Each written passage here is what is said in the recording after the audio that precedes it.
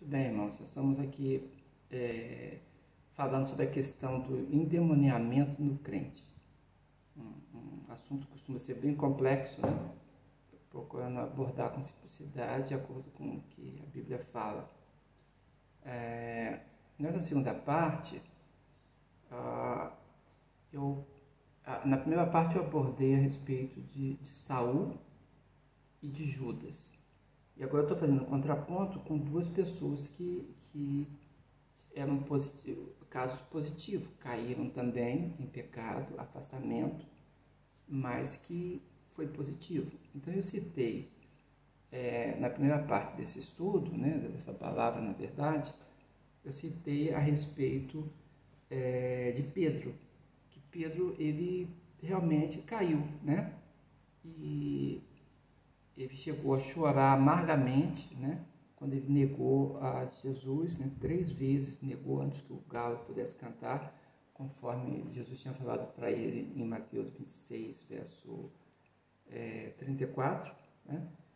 E ele então, ele cai e ele chega a praguejar, né, em Mateus 26, 72, 73, 74, né, negando a Jesus.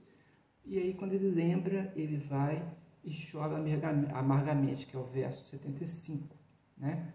Mas aí eu fiz um contraponto que, em vez de ele fazer como Judas desistiu, né? E se afastou, reconheceu que estava em pecado, mas ele se assenhorou da própria vida, né? Que não é uma condição do crente, né? O crente, ele sabe que a sua vida pertence a Deus. Mesmo em condição de pecado, de fragilidade, ele remete a Deus, porque ele sabe que é Deus que o pode redimir, que Deus que o pode restaurar, é Deus que realiza o querer e o efetuar na vida do crente, né? Então, nesse fato, Pedro não fez isso. Pedro, na verdade, passou a andar com os discípulos, né? Mesmo fragilizado, fazendo outra coisa, em vez de pregar o evangelho, foi pescar, né? E buscar uma profissão, alguma coisa que pudesse fazer para que ficasse ocupado com algo que não fosse o ministério. No entanto, o que aconteceu com Pedro foi que Jesus foi até ele, já que ele estava na comunhão da igreja, né? E Jesus fala para ele em João 21, verso 17, né? Apacenta as minhas ovelhas. É a restauração ministerial de Pedro. Mas tem um segundo caso também. Esse segundo caso está no Antigo Testamento. Assim como eu fiz com Judas e Pedro, que tinham a mesma realidade, existia a mesma realidade com Davi, né? A mesma realidade que Saul teve, Davi teve. Claro que estou falando em termos, né?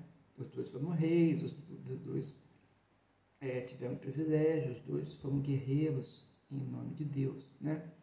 E Davi é um caso bem positivo. Toda oportunidade que Saul teve, Davi teve. Só que, quando provado, os dois caíram, mas Davi não se reconciliou com Deus e morreu se lançando sobre a sua espada. E no caso de Davi, Davi clamou a Deus. São palavras de reflexão de Davi depois. Salmo 51, verso 4. Pequei contra ti somente pequei, e pratiquei o mal que tanto reprovas. Portanto, justa é a tua sentença, e incontestável ao julgar-me condenado. A palavra de Davi, Salmo 51, 4, vê que é uma palavra de alguém quebrantado, né? Ele pede para ser restaurado também. No verso 10 do mesmo capítulo 51 de Salmos, ele fala: ó Deus, cria em mim um coração puro e renova em mim um espírito inabalável. Ele falou assim: não um espírito que cai, que é inconstante, mas me dá firmeza na minha alma. É o clamor dele, né? E o desejo de que o coração dele pudesse ser purificado. É importante que o arrependimento do pecado ele esteja voltado para buscar a bênção de Deus, e não somente para buscar alternativa própria do que fazer com a vida, como se tudo dependesse de nós mesmos, sendo que a nossa vida depende de Deus. A conversão a Deus, irmãos, é um movimento de entrega, é um movimento de rendição, um movimento de busca do favor e da misericórdia de Deus. A Bíblia fala no Salmo 46, verso 10, aquietai-vos e sabei que eu sou Deus. Salmo 46, 10. Confia no Senhor, diz a palavra de Deus em Provérbios 3, né?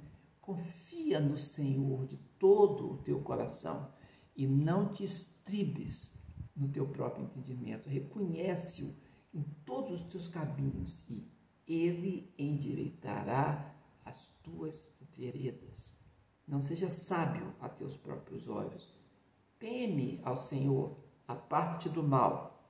Isso será saúde para o teu âmago e medula para os teus ossos.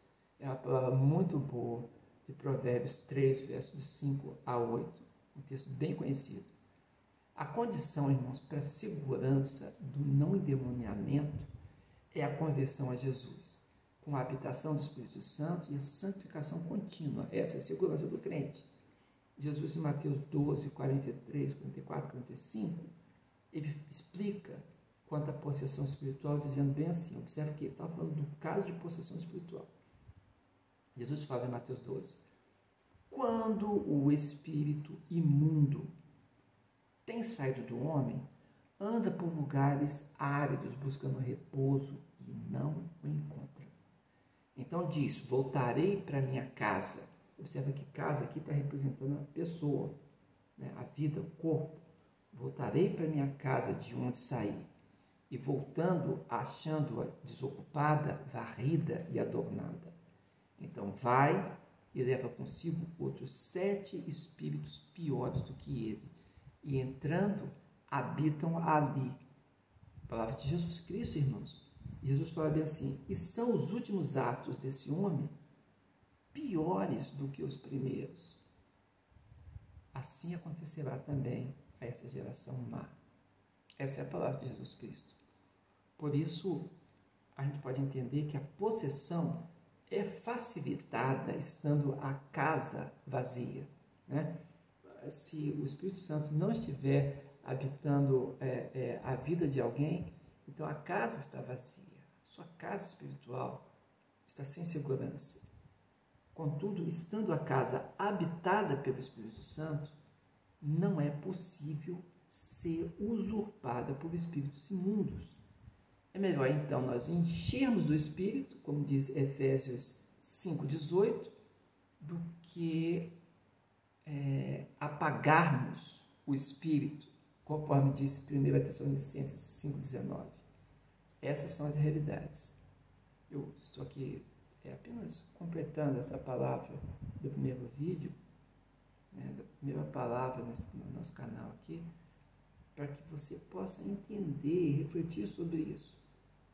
E pensar, como eu estou dizendo aqui de forma muito simples, né, em condições perfeitas, ideais, de temperatura e pressão, usando essa palavra um pouco jocosa aqui, mas a ideia é isso, em condições perfeitas, o crente não endemonia. Quais as condições perfeitas? Comunhão com Deus, habitação do Espírito Santo e serviço cristão. Então, o serviço cristão e a santificação andam juntos. Então, quem está com Deus é de Deus, age por Deus, em nome de Deus, né? Saul, ele, naquela situação difícil que ele estava, quando havia profecia, quando Samuel estava profetizando, até Saul profetizou, né? Por que ele profetizou? Porque ele estava no lugar onde a presença de Deus harmoniza o Espírito e a presença de Deus autorizou que se falasse no nome dele. O ambiente é um ambiente santo. E você encontra, às vezes, algumas pessoas não santas num ambiente santo e até ministrando. Existe gente até caída que prega, e prega bem, né? E tem resultados. E as pessoas falam assim, mas tem resultado? Então, esse resultado significa o quê? Significa que está no ambiente santo, que tem intercessão, não que o vaso está santificado, que a casa está ocupada. E isso faz uma grande diferença.